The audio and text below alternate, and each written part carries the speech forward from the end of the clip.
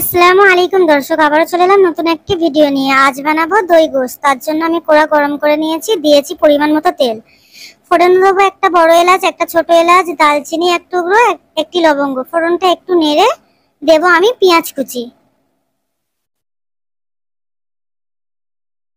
পেঁয়াজ কুচিটা আমি ভালো করে ভাজা ভাজা করে নেব।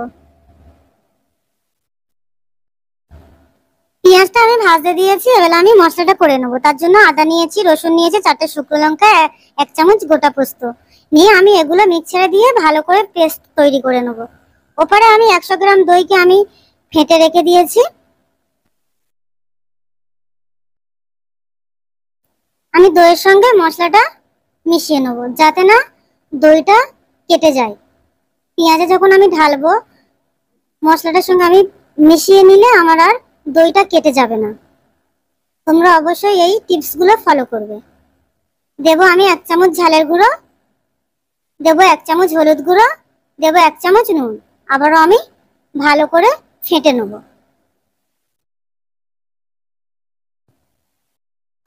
এপারে আমার পেঁয়াজটা ভাজা হয়ে গিয়েছে, দেবো আমি দইয়ের পেস্টটা।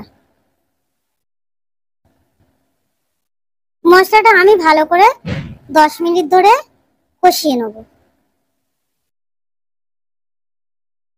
দেবো আমি একটু কাশ্মীরি লঙ্কার গুঁড়ো, এটা একদমই অপশনাল।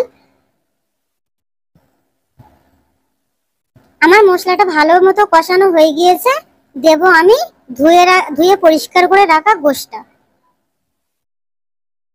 গোশতটা দিয়ে আবারও আমি 10 মিনিট ধরে ভালো করে কষিয়ে নেব।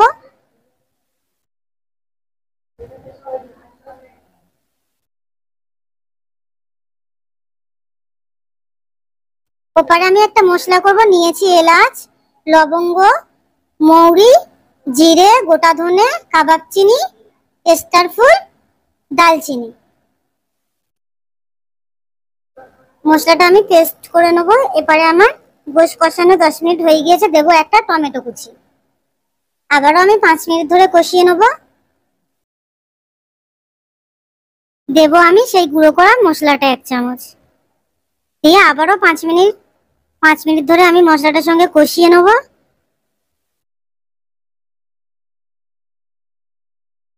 কষানো আমার পুরোপুরি হয়ে গিয়েছে, দেবো আমি পানি।